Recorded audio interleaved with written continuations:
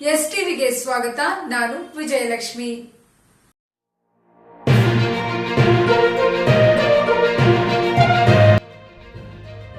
44ನೇ ರಾಜ್ಯ ಮಟ್ಟದ ಕಬ್ ಮತ್ತು ಬುಲ್ಬುಲ್ ಉತ್ಸವ 2024 ಭಾರತ್ ಸ್ಕೌಟ್ಸ್ ಮತ್ತು ಗೈಡ್ಸ್ ಕರ್ನಾಟಕ ಚಿಕ್ಕಮಗಳೂರು ಜಿಲ್ಲಾ ಸಂಸ್ಥೆ ಇವರ ವತಿಯಿಂದ 44ನೇ ರಾಜ್ಯ ಮಟ್ಟದ ಕಬ್ ಮತ್ತು ಬುಲ್ಬುಲ್ ಉತ್ಸವ 2024.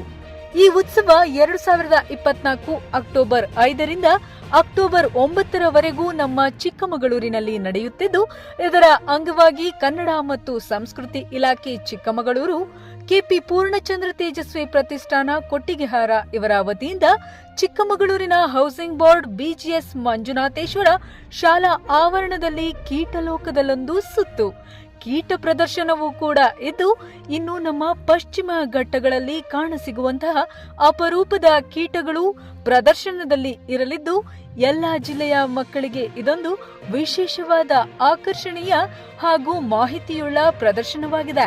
ಈ ವಿಶೇಷವಾದ ಉತ್ಸವವು ಮಕ್ಕಳಲ್ಲಿ ಶಿಸ್ತು ಪಾಲನೆ ಮತ್ತು ಉತ್ತಮ ಕೌಶಲ್ಯವನ್ನ ರೂಪಿಸಿಕೊಳ್ಳಲು ಹಾಗೂ ಕೀಟ ಪ್ರಪಂಚವೂ ಕೂಡ ಜೀವ ಸಂಕುಲದ ಒಂದು ಭಾಗವಾಗಿದೆ ಎಂದು ತಿಳಿಯಲು ತೇಜಸ್ವಿ ಪ್ರತಿಷ್ಠಾನ ಕೊಟ್ಟಿಗೆಹಾರ ಇವರ ಸಹಕಾರವು ಇನ್ನಷ್ಟು ಈ ಕ್ಯಾಂಪ್ ಮಕ್ಕಳಿಗೆ ಮೆರುಗನ್ನ ತಂದಿದೆ.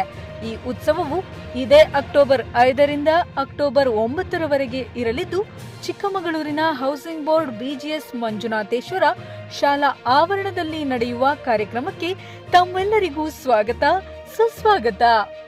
ಈಗ ನೋಡಿ, ಕೆಲವೊಂದು ಸಗಣಿ ಎಲ್ಲ ಇರುತ್ತಲ್ವಾ, ಆ ಸಗಣಿ ಎಲ್ಲ ಏನ್ ಮಾಡ್ತವೆ, ಕೆಲವು ಕೀಟಗಳು ಅದನ್ನ ಬಾಲ್ ಮಾಡ್ಕೊಂಡು ತಗೊಂಡು ಹೋಗ್ತವೆ. ಆಯ್ತಾ? ಯಾಕೆ ತಗೊಂಡು ಹೋಗ್ತವೆ? ಅದಕ್ಕೆ ಬೇರೆ ಕಾರಣಗಳಿದೆ. ನೋಡಿ, ಕೀಟಗಳು ಆ ಸಗಣಿಗಳನ್ನ ತಗೊಂಡು ಹೋಗೋದ್ರಿಂದ ಏನಾಗುತ್ತೆ, ಸಗಣಿ ಎಲ್ಲ ಕ್ಲೀನ್ ಆಗುತ್ತೆ ಅಲ್ವಾ?